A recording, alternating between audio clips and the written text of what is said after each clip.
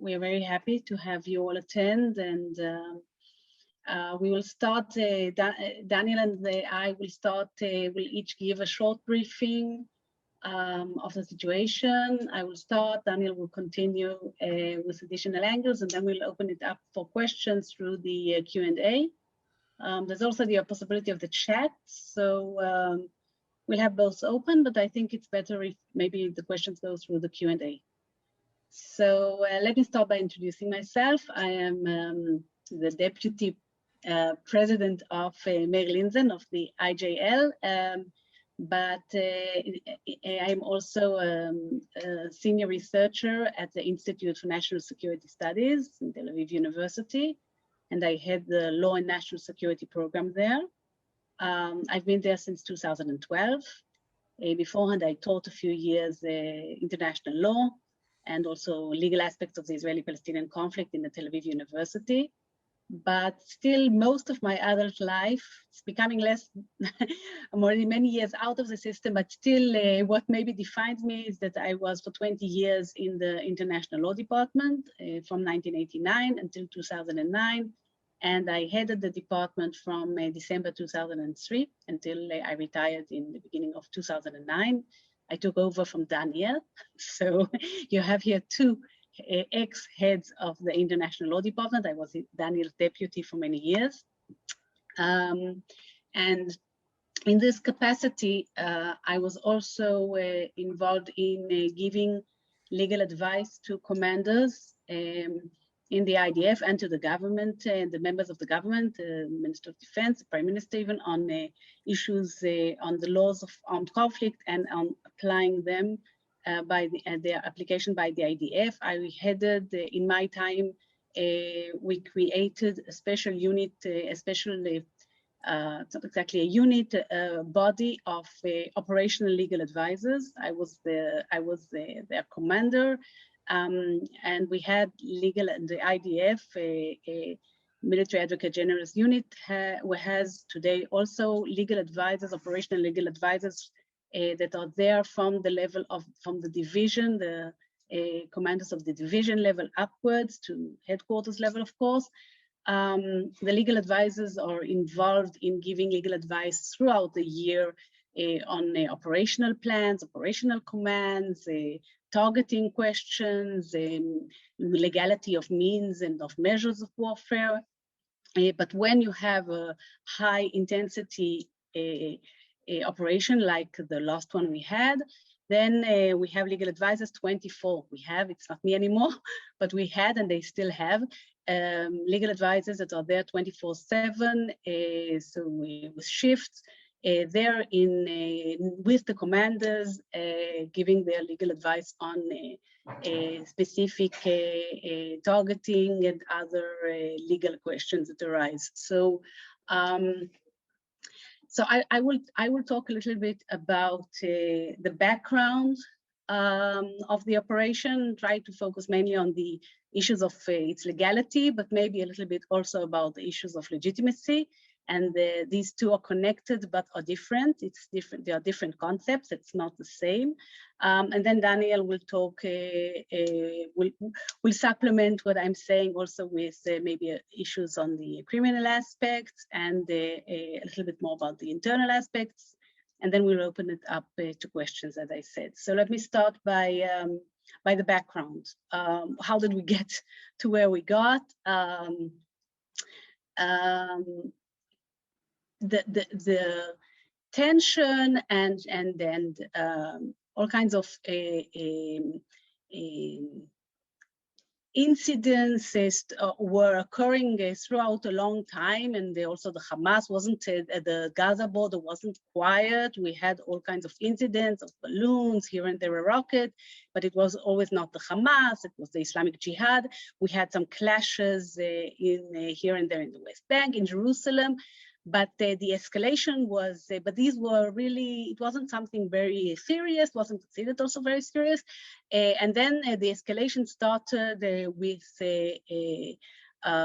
clashes around Jerusalem, with also Al-Aqsa area that is very sensitive. There were also clashes in the Sheikh Jarrah area around the issues of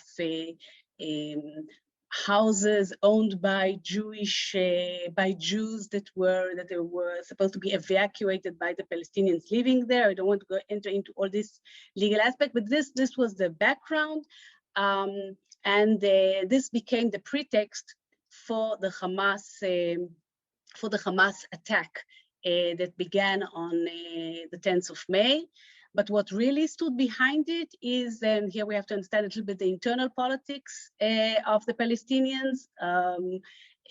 There were Abu Mazen, Mahmoud Abbas, the head of the Palestinian Authority, declared that there will be elections for the Palestinian actually, he declared it a state, and it was these were elections for the organs of the state, and eventually also to the PLO. The Hamas, this was after many months, even years of negotiations between the Fatah and the Hamas. The Hamas wanted these elections very much. Abu Mazen at one stage understood that he's going to lose the elections, not only because of the Hamas, but because there were many fractions inside the Fatah, and decided that the elections actually were supposed to be held on the 22nd of May, that's yesterday, and he decided to cancel the elections. The pretext he gave was that Israel didn't agree to hold the negotiations in Jerusalem. It's not accurate. Israel actually didn't give any official answer. This was an excuse. He was afraid to lose. The Hamas, who hoped that through the elections they will reinforce their position and gain control over the Palestinian political system, needed to find a different avenue to do that.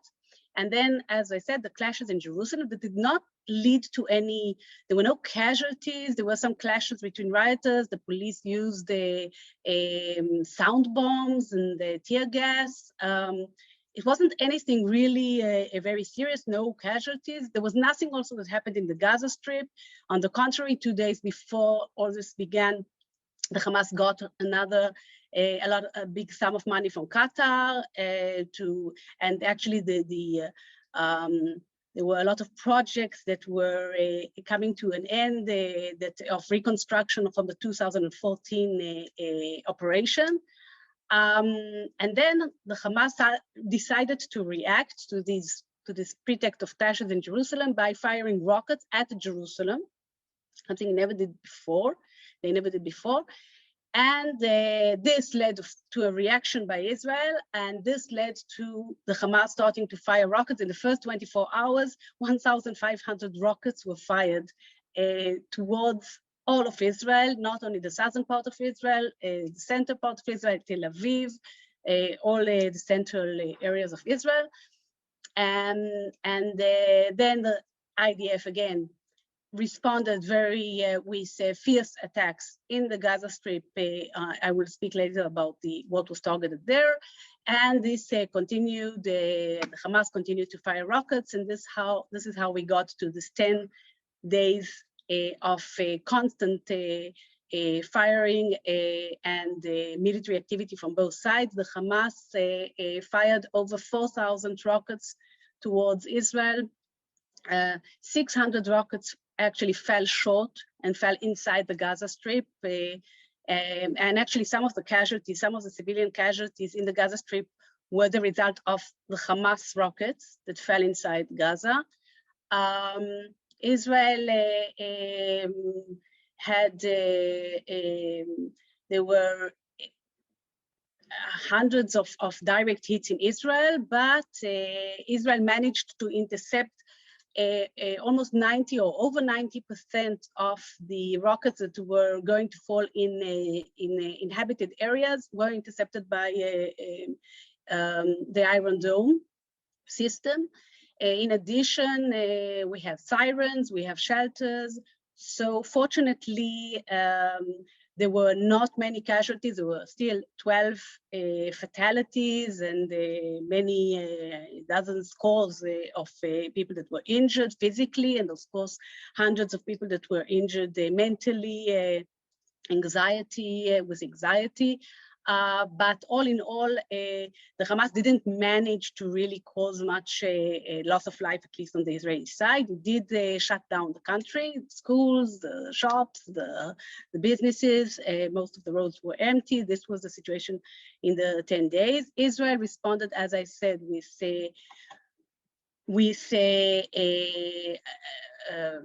widespread attacks on Hamas infrastructure in the Gaza Strip. This, I think, surprised the Hamas. I think Israel was surprised by the fact that the Hamas fired rockets at Jerusalem and that it opened this round of fire without really a reason that was connected to Gaza. So it did take Israel, I think, it did surprise Israel.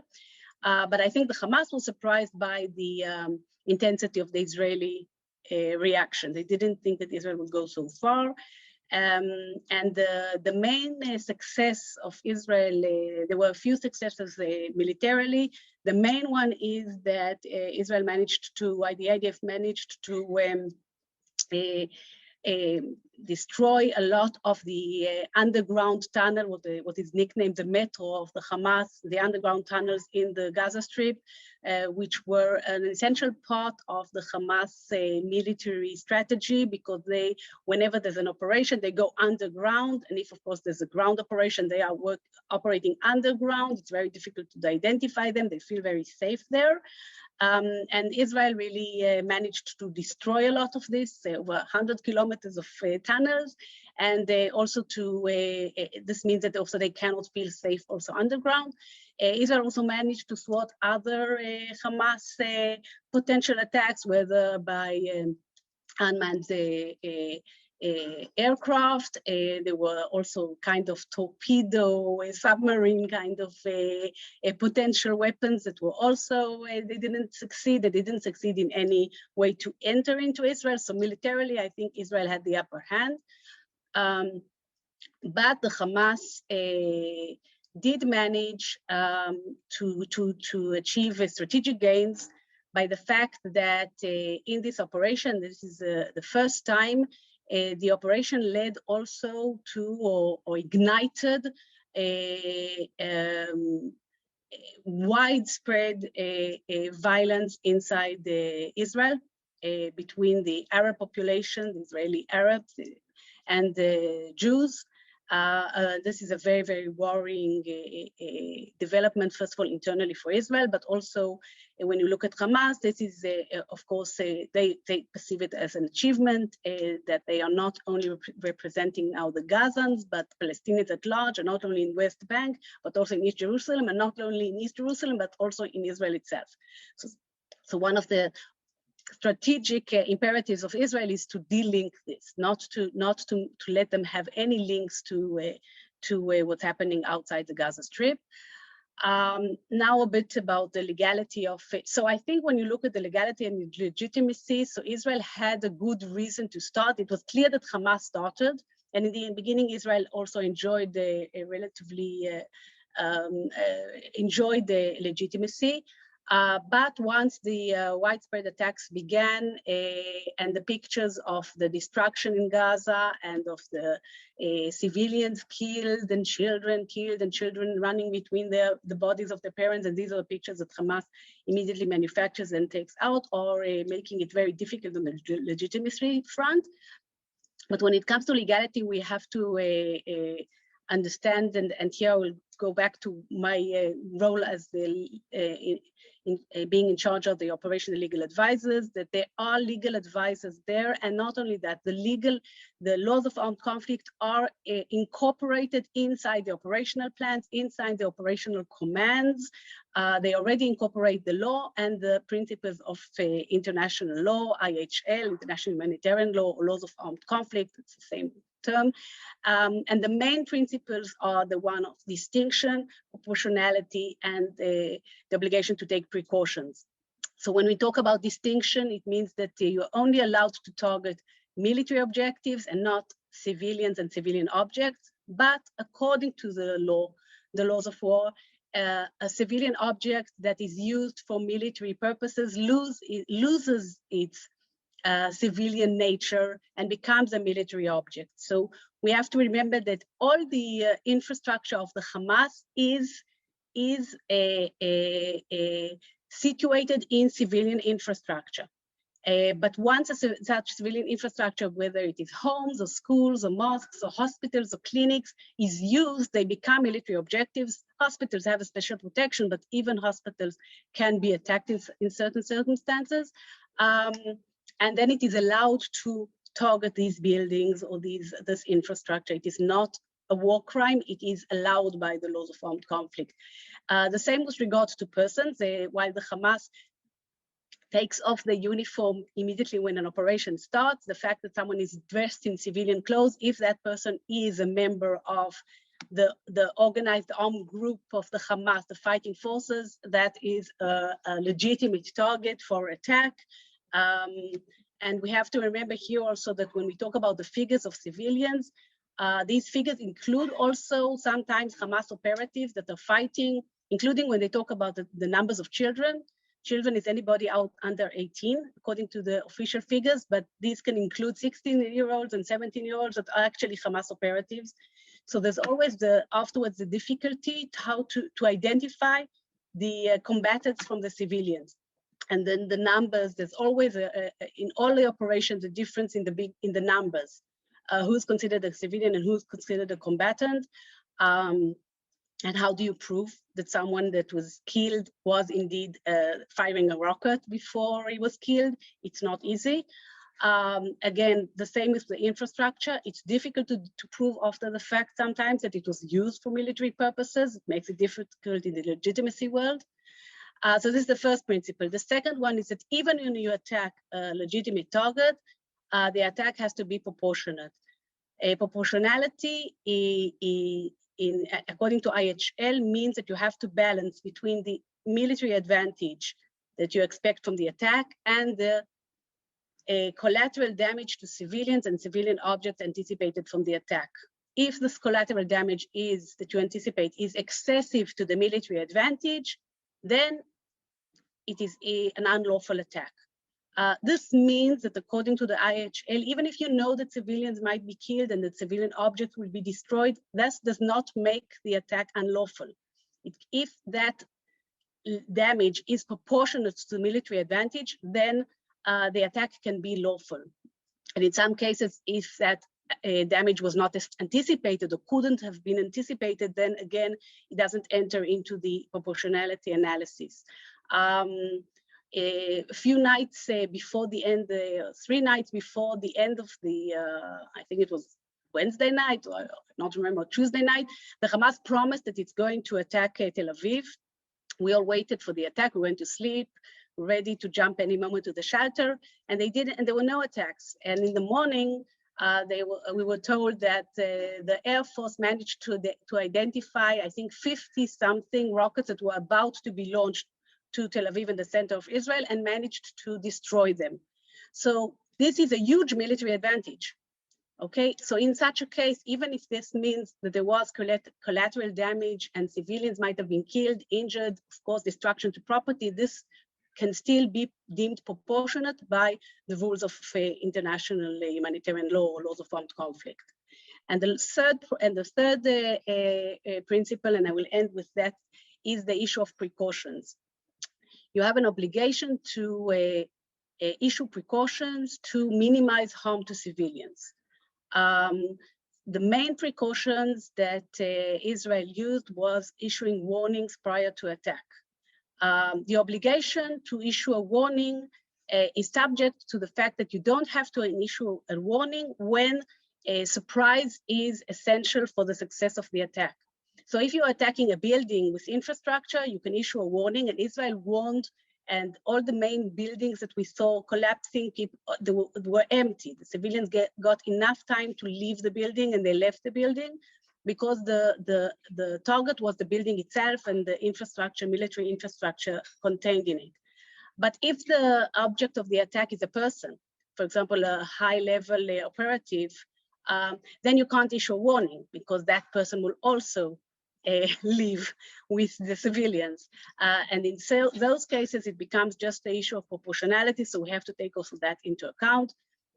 precautions also including using weapons that are accurate, and you can see a lot of footage about the accuracy of weapons. So all in all, and to sum up my part, the IDF, and that's also my impression, and also I have friends there, did its best to abide by the law, and even beyond that, also they had no interest in causing many civilian casualties, and limited its use of force.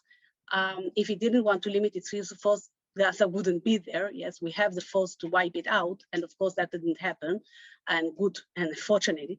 Every casualty, every Palestinian casualty, every child, civilian casualty, a child is a tragedy, and I really say that. Not I really feel sorry for the Gazans, but the fact is that the Hamas uses them as shield, operates from there, and leaves no choice but to lead to harm to their homes and to their lives in some cases, because that's the only way that you can attack military targets of the Hamas in Gaza, and then the legitimacy front becomes very complicated, and Daniel will talk about that.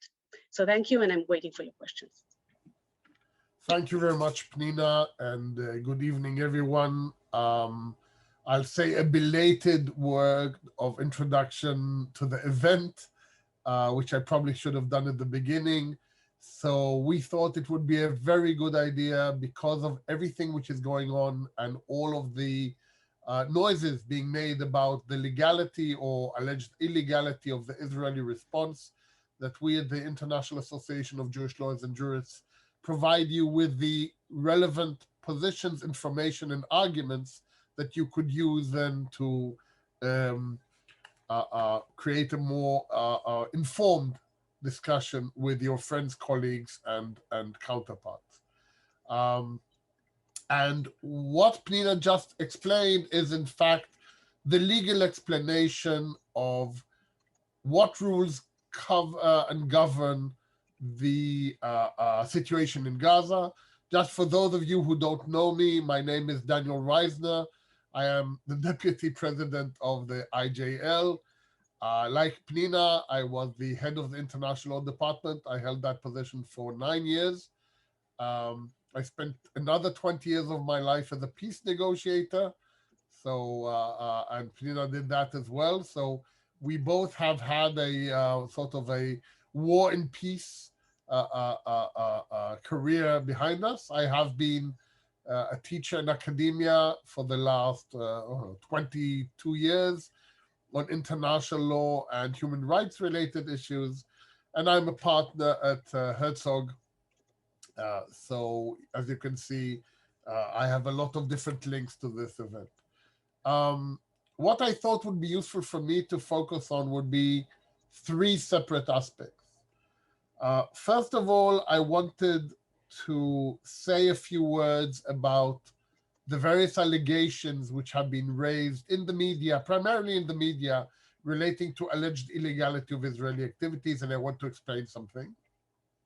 Secondly, I wanted to say something about how the wars are currently fought and what are the goals of both parties and how that is reflected in activities on the ground. And third, I would like to speak about potential consequences. So let me start first of all with the issues of being raised currently against Israel. And I think I can summarize them in the following. First of all, I have on more than one occasion been the subject of an argument saying that the Israeli response was disproportionate. They only fired rockets at you, almost none of them hit, very few of you were injured or killed, and yet you bomb their cities and you kill and injure lots of them. So there are several different answers I can give to them. The formal legal answer, which is not the focus of my response, I don't care about that formal legal answer, is that in warfare you are not required to do a tit-for-tat response in warfare. That is a common misconception led by journalists and people who have no background in international law. But in warfare, if an enemy in a war attacks you with 10 missiles, you're not limited to 11 in your response. You can fire back with 50, and that is totally legal. So the idea of the fact that Israel has more power somehow being a problem is an invention of the other side, and many people are picking up on it because it seems to make sense that there should be some kind of proportionality in response. It's just not a real rule. It's an invention. But that's, for me, not the important part. The important part, and on this I want to piggyback on the end of Pnina's last statement, Hamas famously and intentionally places all of its military targets within civilian protected locations. And thus they create the following dilemma. Israel can choose between two bad results: either not to return fire and allow them to attack Israel unmolested, or to return fire and then almost certainly hit innocent people who were intentionally placed in the line of fire by Hamas. Both options are very bad, and Israel has been forced to choose between them time and time again. And after we decide to respond in force, Hamas is excellent in coming up and saying, look at all the results of the Israeli bombing. Well, the results of the Israeli bombing are the fact that we targeted the facilities you placed next to the civilians or under the civilians or in the civilian locations in the first place. Now, one of the ways we developed in the IDF, and it started during my term of office and then Pnina took it and ran with it, was the idea that we have to help the army minimize collateral damage to the maximum extent possible. And the way that is done is that every single attack is investigated in advance so that the expected collateral damage is assessed in advance. And then a determination is made if that attack can be made. Now, let me make it clear to you, don't think that the legal criteria are the leading criteria in that decision-making process. That is not the case. When I was in the army, I came up with a 3-test regime. Test number 1 is don't do it unless it makes operational sense. In other words, not every harebrained idea of a military commander is actually a good idea. So the first thing, they have to verify that there is operational advantage and logic behind the intended activity. The second test is a moral test. Now, for me, the moral test is actually easier to explain than people would think. We won't do anything that we won't feel, that we won't be able to sleep at night afterwards. I'll give you an example. When we were in the targeting cells, one of the things that we asked ourselves, what do we do with wives and children? And I can tell you that in all the cells that I was there, the end result was the same. We don't attack when children are in the vicinity, even if there is a high profile target. I can't say that the same result was about wives, but that's a different discussion. But the point I want to make to you is that before we even reach the legal question, you have to go through 2 separate filters. One, is it a good operational idea? And secondly, is it a moral attack? If you pass the first 2, then you get to the legal question, are we allowed to attack it under the laws of war? Although I would argue that attack which makes military sense and is moral should usually also be legal, but international law doesn't always follow logic. So I wanted to say that to you because when the IDF decided to attack specific locations within Gaza, they went through a format of these 3 types of tests. They verified that the target was an important target and justified the attack. They verified that in the scheme of things, the attack made sense also morally. And finally, then they verified that it met the criteria of proportionality under international law. And if you compare that to what Hamas was doing at the same time, which is intentionally targeting civilians by attacking them without obviously taking any precautions, etc., then the disparity becomes very clear. With this in mind, I want to talk a bit about the famous AP building. because one of the arguments that I encountered, actually, when I gave a briefing to the foreign press, including AP, was that we targeted the building because it was a media building. So neither Pnina and I are currently serving, but we did talk with our colleagues in the military and we got the information. And I can share with you that I heard AP saying that they'd been in the building for 15 years and had never seen any sign of Hamas activity. And then we talked with the IDF, and I tell you, the IDF said that there was a secret Hamas intelligence unit in that building. And I actually tend to believe both parties. I'm quite confident that that building was being abused by Hamas, because that is exactly the modus operandi. That is what they do. They find high-profile, relatively protected locations and put their best units there so that they will be potentially immune from attack.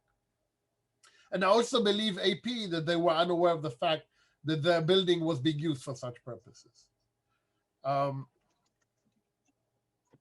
With that in mind, I want to move, and I just brought these as some examples of issues which have arisen in other interviews I've done, which you may want to be able to know how we respond to them.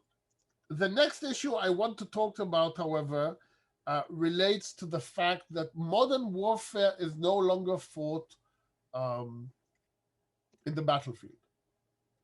The battlefield is one of the fronts, but modern warfare is fought no less than that in the media.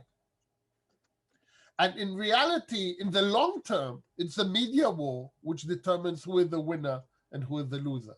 Because when you look at this operation in 3 or 4, 6 or 5, 6 months time, and you go online and Google it, the winner and the loser, the good guys and the bad guys, will be decided on the basis of what you find online, what you read in articles, etc. Now, I have to say, while Israel handled itself, I think, admirably on the battlefield and tried to minimize collateral damage in as much as possible, I think we failed miserably on the media front. The IDF spokesperson talked to the Israeli public and explained to the Israeli public about what's going on in Israel. But for the international audience, there was a total lack of organization. There was no coordinated presentation, and there was no formal face of the state of Israel who could counter all of the malicious and vicious attacks which Israel suffered. And I think this was really badly managed. And this is something in the past we were very good at, but I assume that the reason this did not occur today is because of the political squabbles inside Israel prevented someone from taking a front position on this. And for me, that is a significantly bad development, because losing the media war can have extremely bad long-term consequences. And with this, I want to connect to what's going to happen next. Some of you may have already heard me on the issue of the International Criminal Court investigation into the so-called Palestine issues. In December 2019, the current prosecutor of the International Criminal Court, Fatou Bensouda, said that she had completed a preliminary investigation and had come to the conclusion that 4 separate forms of war crimes had been committed in the West Bank and Gaza. And these included Israeli military responses to missile attacks, rocket attacks from Gaza, and Israeli military responses to riots along the fence, along the border with Gaza. They also included, of course, the Hamas and Islamic Jihad rocket attacks themselves, and the Israeli settlement policy in the West Bank. Now, the prosecutor has already said that she will also consider reviewing the practices of the parties in this recent event. And I say that because the fact that Israel did not actively and effectively pursue the media component brings with it the immediate result that the prosecutor will find ample discussion supporting her in the argument that Israel did something wrong. Even if we did absolutely nothing wrong, when you go and Google it, if all you find is everyone thinks Israel is the bad guy, people like the prosecutor can use that as a basis for continued investigation. So that is a potential extremely negative consequence of Israel not playing effectively on the media front, on the public opinion front. But, and with this I want to close, I think there's another, in my eyes, very bad consequence of this event. And by the way, before I go there, I just want to say something. I was actually quite annoyed with the army and the government that we gave this event a name. And I'll tell you why, because we were caught by surprise. We had no idea they were going, like Pnina said, we had no idea they were going to fire rockets at Jerusalem or at the center of Israel. Israel was caught napping. And we didn't even hide the fact that we're surprised. So how come we name this war? You name operations you launch. You don't name operations that you are surprised. And now, by naming it, you own it. And if you own it, it gives the impression that you planned it, which is rubbish. So in my eyes, this was the initial mistake, was that we even gave it a name.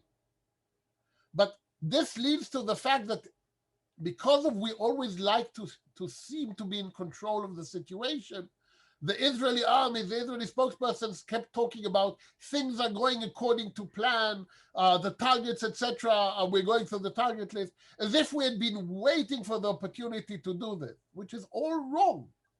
The reality is we were caught by surprise. Yes, we have plans ready for such contingencies. Yes, they operated as they were supposed to. Yes, but Hamas surprised us. We should not have hidden that fact, and we should not have taken ownership over this war, because that is part of the problem. But it's a mistake that we made now. Hopefully we will learn better next time, and there will be a next time. Because if you want to know Israel's tactical goal in this operation, it's to hit as many Hamas targets as possible. If you want to know Israel's strategic goal in this operation, is to deter Hamas for as long as possible from the next war. Unfortunately, and this is my last comment, Israel does not have any strategy currently of how to prevent another war. Nothing, zero. Doesn't matter which party, right wing, left wing, middle wing, extremist, no one has any idea of how to prevent the next round in 3, 4, 5, 6 years. And if there's one thing we all understand, each one of these becomes worse. They have better capabilities.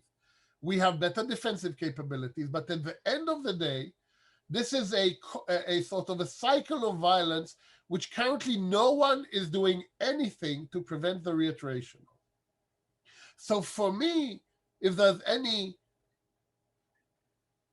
negative consequences of this, in addition to the risk of someone saying you committed 3 war crimes when you attacked that building, which I frankly don't care much about, is the fact that we have done absolutely nothing to prevent the next war from happening. We may have delayed it for a few more years, but that is all that has happened.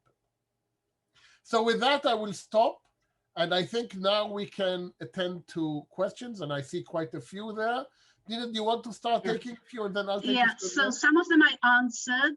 Unfortunately, I think every time I answer, it goes only to the person that asked the question, but you can see them under the answered. You can see my answers that I wrote while Daniel was speaking. I think, so one question that I answered, but I will mention it, is about whether the Hamas war crimes will also be investigated by the ICC, and the answer here is yes. The prosecutor, when she initiated the investigation, she referred to crimes of all sides involved. You don't have to be a state or representative of a state in order to be charged in the International Criminal Court. And as to whether already complaints were already made, first of all, there have been already complaints made with regard to Israeli war crimes. But there have also been already complaints made with regard to by NGOs with regard to Hamas war crimes, Israel officially does not engage with the ICC, does not accept its jurisdiction, so it also does not refer crimes of the Hamas to the court. Can't, play both arguments. So, but it is being done by NGOs. So that's the answer to that question. Another question again was with regard to proportionality. And yes, I understand, and we have here some comments of David Matas that accurately explains proportionality. And yes, I understand that the term proportionality, the use of the term proportionality, one problem with this term, it has many different meanings in many different contexts. And because it is used also in everyday, really as comparing comparing sides. So yes, Israel has 12 casualties. There you have, 200, not all civilians, by the way. This is not proportionate. There's huge destruction. Here, there's not so much destruction. That means that you're not proportionate. And of course, that's not the principle of proportionality under IHL, but because the same term is used, it makes it difficult to explain. But unfortunately, that's the term.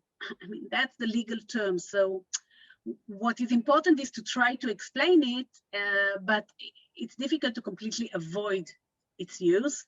And yes, under the principle of proportionality, the balance gives the upper hand, yes, to the military advantage, because only if the harm to civilians, expected harm to civilians and civilian objects is excessive in relation to the military advantage, then it is unlawful. So it means that that military advantage gets more weight in this equation. But again, this is legally speaking. When it comes to explaining it in the legitimacy front, including to people with a legal background, it's difficult. I always have the story that many years ago I was attending a conference in San Remo. I was a panelist talking about precautions in attack, and with me on the panel was the legal advisor of NATO. This was after the campaigns in Iraq, in Afghanistan and Iraq, and the title of his lecture was that there's no under the laws of war, under IHL, there's no a rule of zero civilian casualties. That was that was what he gave quarter of an hour, 15 minutes. He was explaining this, and the audience were all legal people. Were all so it's something that has to be explained, and it's a difficult notion to explain. There were another question, maybe Daniel, you can refer to the question of Naomi, who's talking a little bit about the context also of the real estate purchases. She wrote in Jaffa, I guess you meant in Jerusalem, in Sheikh Jarrah, I presume. Although we also have maybe clashes in other parts of Israel that are also somehow related to this, but I guess that's and maybe you can talk a little bit. We didn't talk so much about the internal, what was happening internally in Israel. Okay, so I'll add on a few more points to what Pnina just said. And I want to stress the issue of proportionality, and I take the note that some are making that maybe it's not a good term, but it's the one being used by everyone. Some pictures are difficult to explain. So for example, destroying, and someone asked the question, destroying an entire building because there's a unit there, when all the rest of the building is civilian, does that make sense? And the answer is, I will only know if I had all of the intelligence information that the IDF had before they launched the attack. Because the way it's supposed to work is as follows. You collect all of the intelligence so that you know what the target is, and then you assess its importance. The more important the target, the more you are allowed to do, even at the risk of civilian damage or casualties.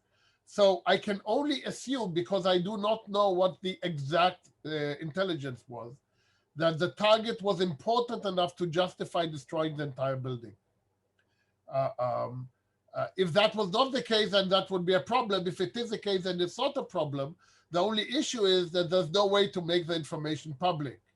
And in fact, that leads us to a good connection to all the questions relating to potential future war crime investigations. One of the greatest problems with the International Criminal Court is that it has absolutely no mechanism for confidential information. So for example, let's say Israel has a secret source of intelligence with respect to Hamas, and we use that to assess the legitimacy of targets. What is the expectation if there's an investigation in the International Criminal Court that we share that ultra secret intelligence source with the prosecution and the judges of the International Criminal Court who are in effect political appointees by their governments? Is that the idea? I think you now understand why not only Israel, but also the United States are not members of the court. And this is just one example of one of the problems that such things generate. I do want to say, I'm going through the list of questions. Daniel, Naomi Galor explained that she did be in Jaffa, and the clashes in Jaffa, there were clashes all over internally in Israel, in Jaffa, in Akko. I thought because because she wrote about real estate, that's why I thought she meant Jerusalem. So do you want to say a word about the internal? Yeah. So two things. First of all, Nick Rostow asked a question about the classification of these conflicts. Are they international armed conflicts or non-international armed conflicts? Nick, I'll tell you the truth, we don't know. and the reason why we don't know is because international law wasn't written by God, it was written by men, and as a result, it's full of holes and inaccuracies and ambiguities, and as you know, better than almost anyone. So the situation of a state fighting a very well-armed non-state entity which controls territory, has people, conducts some foreign relations, so under some criteria could be a state of its own, doesn't fall neatly within any category in international law. So I can tell you that in the past, we've hedged our bets. We said, it could be this, it could be that, and what we're going to do is going to be lawful under both regimes. If you want to ask my opinion, my personal opinion, I think this is an international armed conflict. I think international should recognize that states are no longer the leading players in the world stage. You have multinationals, you have non-state entities, and international armed conflict does not necessarily have to involve just states. But that is not necessarily the uniform position of international lawyers globally. The good news in this respect, however, that there is general agreement that with respect to targeting, for example, of enemy belligerents, the rules are primarily the same. So whatever Pnina said about proportionality and distinction and precautions in attack, you have to do that in any event. Doesn't matter what the classification of the conflict is. So that isn't necessary. But if you want my personal opinion, I would call it an international armed conflict. It does matter when it comes to the ICC because you have different crimes. So the crime that refers to proportionality or to disproportionality, it doesn't apply in a non-international armed conflict. Correct. That crime only in an international. So from that point of view, it would be better for Israel that it would be considered a non-international, but most of the world views it as international armed conflict because although it's fought against a non-state actor, because it's viewed by the world as an occupied territory, and occupation falls under international armed conflict. Absolutely. And now to Nomi's question, another horrible side effect of all of these events, but it goes further than the recent operation or war, whatever you want to call it, is that over the last year with COVID-19 and the lack of success in establishing a stable government, etc., a lot of the seams in the Israeli existence are being teared open. So we have huge divides between religious and secular Jews, between right and left, between minorities and Jews. And all of these are being torn open because of the internal instability. And then we got this war, and Hamas connected it to Jerusalem And this created a really unprecedented situation whereby the Arab population of Israel almost rose up in a civil war. And there were numerous locations in Israel where it was unsafe to travel because Arab rioters could kill you for about 4 days. Now, these are words which Israelis have not uttered since the civil war side of 1947-48. So when the news would say that now Arab, the word in Hebrew is porim. I don't even know how to translate. Rioters. No, it's Riot. not rioters. Porim is Oh, much yeah. closer than rioters. Yeah. Is Arab? It's somewhere close to terrorists. The Arab militants on the roads, so don't travel to those parts of Israel.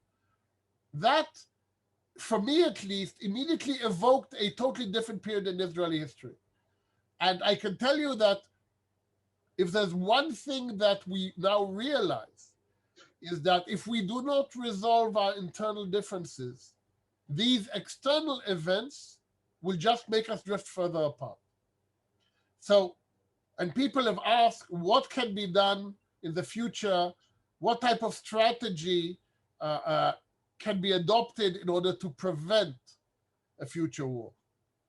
So let me start by saying what we can't do. As long as Hamas's ideology is all about destroying the state of Israel, we cannot force them into a dialogue because they are not interested. Now, that being said, I think there are two things we can do and we should do to decrease their capability of doing this again. Number one is we need to work on strengthening our internal coalition between religious and secular, between right and left, between Arabs and Jews. All of these things have to be addressed so that we are more unified than we were in these last events, because these last events, for me, those were the most horrible parts of Israeli society. Not the rockets from Gaza, in spite of the fact that I don't like running to the shelter every time that a rocket is fired at me.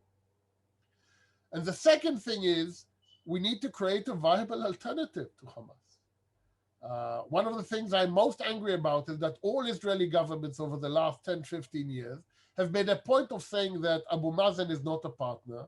And I spent 20 years negotiating with Arafat and with Abu Mazen and all of those people. And they're right, he's not a partner. He's not a partner not because he doesn't think the right things. It's because he doesn't have the capability, the power, the level of statesmanship to take the Palestinian peoples anywhere. But by so doing, we have actually empowered Hamas. Because what we've said is what Hamas has been saying, that Abu Mazen is nothing. And that is a stupid thing to do from the Israeli perspective. Because what we're doing, we're saying Hamas is right, Hamas is the only alternative. Why did they cancel the elections in the West Bank? Because it became a real possibility that Hamas would win the election in the West Bank just as it won the election in Gaza. So the reality is that if we really want to prevent this war again, we need to start finding people on the other side, and there are many people on the other side with whom we can start creating a coalition as well. And if there's any good sign, I need some good news to counterbalance all of this bad news, is that please note that the recent peace agreements with the UAE and with Bahrain and with Sudan, all of these have withstood this war unblemished. And they've actually gone on record saying, no, this won't change our mind. We are fixated on the course. So these are just examples of the fact that you can make stronger ties in the region in spite of the fact that there are lots of crazy people around who want to destroy everything. And for me, those are the two strategies that I would support we take forward.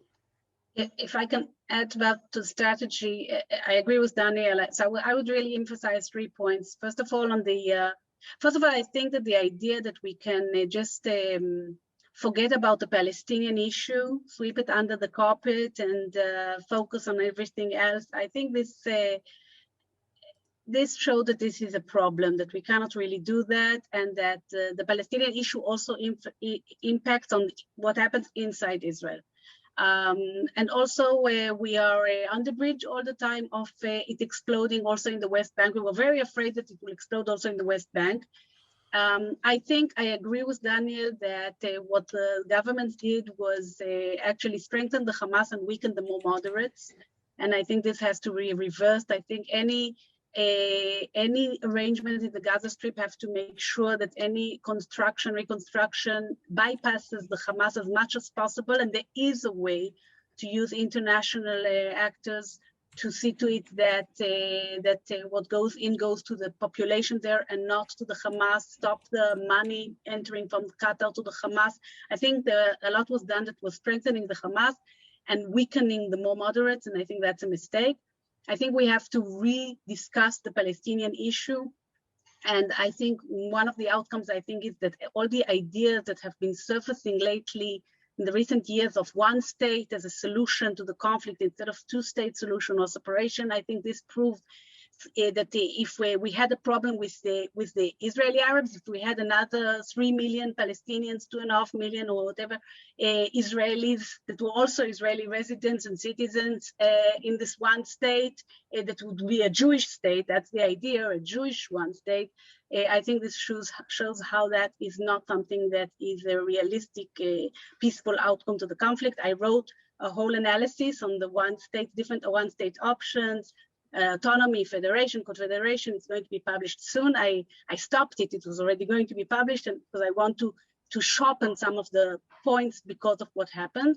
And I think with regard to the Israeli citizens, the Arab Israeli citizens, I think we have to understand that there are their religious feelings and national feelings, and we cannot disregard them. We have to at least address them. But also, I think what we have to do much better is equality and employment and infrastructure, and above all, dealing with the internal violence, because the internal violence in the Arab population is of a terrible level.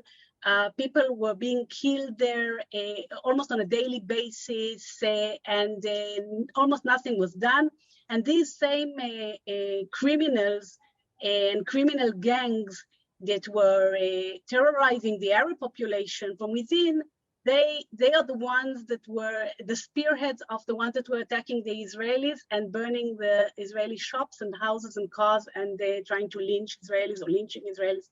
So I think now we understand that we have to deal with the violence in the internal violence, and to also by taking their weapons, but also by doing more in education and employment, because it's not just an internal Arab problem, it's a problem of the state of Israel.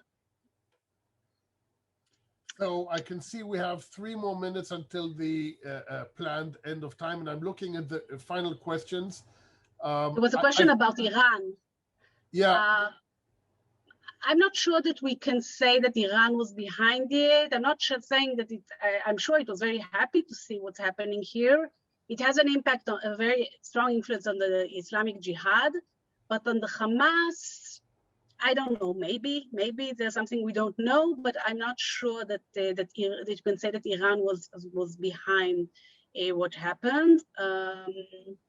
That's one question that I saw. Daniel, and let me say something about the question, the point raised about complementarity, and I think this would be a good point to end. It is pointed out that under the International Criminal Court idea, the court is only supposed to be a complementary mechanism to national investigations. And because Israel investigates all allegations of wrongdoing by its soldiers, then at least theoretically, the court should have no jurisdiction in such cases. I have 2 points to make on that. The first is that Israel, and I personally don't think the court has jurisdiction for many other reasons. That is just a technical point, but the reality is I don't think the court has jurisdiction over the Israeli-Palestinian conflict on much more substantive points, on all of the issues. And if any of you are interested in those, then you may know that the IJL submitted an amicus brief to the International Criminal Court in this proceeding, and you can find it on our website if you're interested in more information. As you know, the majority opinion of the pretrial chamber adopted the prosecutor's position that the court does have jurisdiction. However, we know they're wrong and we will continue to fight to prove it. The second point, however, is that Israel did get an opportunity to plead complementarity because the prosecutor sent a letter to the Israeli government saying, do you want to say anything about complementarity? And after a very heated discussion in the cabinet, with all advice being given, the government decided not to raise this point, claiming that raising this point would legitimize the process and would be deemed as Israel agreeing to the continuation of the investigation. So there was an opportunity to raise it. It was not taken. And now the prosecutor has the capability of saying Israel did not claim complementarity in its responses, although I will share with you that we will try to claim complementarity through other means. I think we can still, Daniel, I think any person that will be, if there is a case against an individual, that person can raise complementarity if they were investigated. So, if and when the prosecutor identifies specific suspects, all of the issues of jurisdiction, complementarity, and others can and will be raised in the individual case. But again, they will only be raised in the individual case if Israel decides to participate or the individual is caught and brought before the court. Otherwise, there is no forum to have this discussion. The only opportunity to have the discussion without an individual case was a letter sent by the prosecutor, which Israel decided to refuse to respond to. So on this important point, I would like to thank, first of all, Pnina and all of you for taking the time, so many of you, to be with us for this hour of discussion. I know we didn't answer all the questions and there are probably lots of things we didn't think of, but feel free to contact the organization if you have any issues, if you see any after effects of this war, which you would like the organization to address. We would be very happy to hear from you. And thank you for tuning in for this. And we will keep you updated if there are additional things we think we should inform you. Thank you all. Yeah, thank you all. And you can send us questions also afterwards to the IJL. And I also put on the chat an interesting article about the attack on the media, the building with the media. And so let's hope that we will enjoy a peaceful rest of the year, and also health to everybody. I hope the coronavirus will also be behind us all, and we will meet in person hopefully soon. Bye-bye, and thank you. Thank you, Daniel.